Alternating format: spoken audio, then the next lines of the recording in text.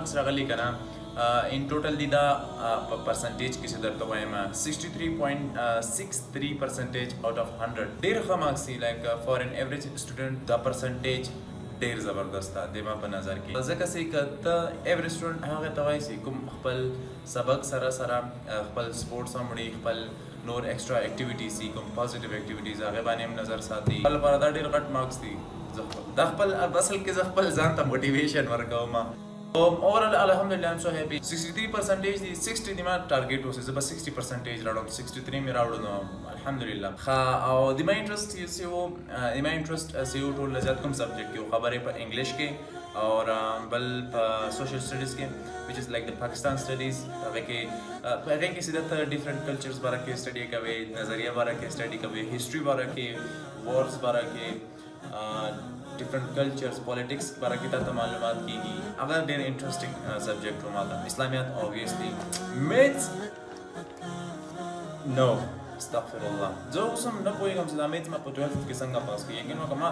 کوشش مې کوم کوېسچن به ما سالو کولې سر نه به پښتنې مې صحیح کولې هر شی به مې کوم خو بیا به دا ټیسټ یو په کالج کې دننه هم کنه دا خو بیا د بورډ ایگزام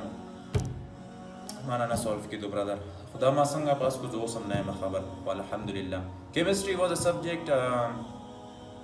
صحیح سره را باندې تا او انټرست مې ورسره و داسې خاص نه دا سبجیکټ داسې اوسې بس صحیح ده اوکې فزیکس was my favorite subject because physics سره د مې وړکوالی نه یو زړه مې ورسره لګېده فزیکس سره خو بیا هم ښې مارکس دي ما لکه جوړېږي دي ما 72 په 11th کې اور 71 په 12th کې ګډ مارکس ایکسپلینیشن ما صحیح کولی سو په فزیکس کې صحیح ده اور دیکھیے د نومیریکلز وی کنه لکه میتھس رقم ته په کوېسچن سولو کوي ویلیوز به فایند کوي معنا نه کېدل honestly انګلیش کې الحمدلله د ما رائټینګ ډېر بیکاره و صحیح درته وایم رائټینګ مې بیکاره و انټرست مې ورسره ډېر زیات و ګرامر باندې مې سر خلاصېده د بیسک شیانو باندې مې سر خلاصېده ایکسپلینیشن هر شی باندې سر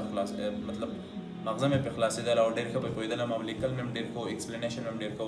نو هغې وجه سره ما ښه مارکس هم کې اخیستي دي 69 ما په 9 مې په 11th کې اخیستي دي او 75 ما په 12th کې اخیستي دي او یقین دی اوس ما سټډي مې ورته نه وه کړې سیریسلی درته وایم ځکه چې ته چېرته که خپل ایوریج سټوډنټ ته په معلومات ته سټډي سره نور ډېر زیات شوق لري یا کرکټ څه فوټبال څه it can be driving cycling riding a bike and you can do a lot of other things خو داسې دماغ نه اوس بایجان زه به کتاب راواخلم هر وخت به زه کتاب کې لګیا یم سبق وایم So you guys have the result on your screen. I have written it on here because I don't have the result, the certificate with me right now. English ke di ma di 144 out of 200. Physics ke di ma 11th ke 59 marks. Theory ke au practical ke di 13 marks. And 12th ke di ma 61 pa explanation ya theory ki au numericals practicals ke di last number hai, which comes to in total 143 out of 200. 11th की chemistry की दिमाग 46 out of 100 plus 12 practicals की out of 15. यहाँ पर chemistry की दिमाग 12th की दी 42 और practicals की दी 7, which comes to 107 in total out of 200. खमाक्स ना दी honestly. पर maths की दी 15 पे था पर 11th के and पर 12th की दी 21. याविस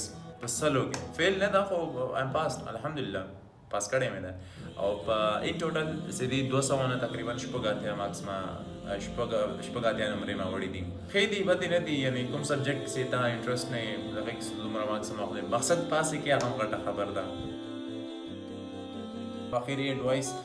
د بورډو لپاره څوک چې لکه مانا کم عمر دی او په سکول کې دی یا کالج کې دی یا یونیورسيټي کې دی دا ولاګ ګوري نو تاسو ته یو خبر کول غواړم چې